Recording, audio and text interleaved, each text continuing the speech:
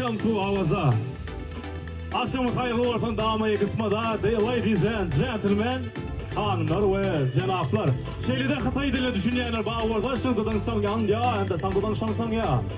Levat vilayetinden gelen var mı? Levat vilayetinden gelenler el çarpıya, Levat'ı doğulmamı, hoş gördüm. Marı vilayetinden gelen mihmanlarımız, size de hoş gördük diye. Daşoğlu vilayetinden var mı? Daşoğlu vilayetinden mihmanlarımız var burada, onlardan hoş gördük.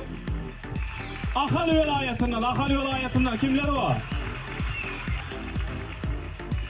Şimdi Balkan vilayetinden kim var? Balkan'dan Krasnovat, Nevda, Gunda var mı? Akşamın hayırlı olsun. Zağırta olsun ha. Şimdi Baytatımız Aşkavat şehrinden kim var? Berekella, hemimize hoş gördük. Şu şeyle oğudan akşamı şu şov davaratını bir de kurnap veren Deniz Ateli'nin administrasyasında tüyüp sürüğümüzden sağ olsun ayet.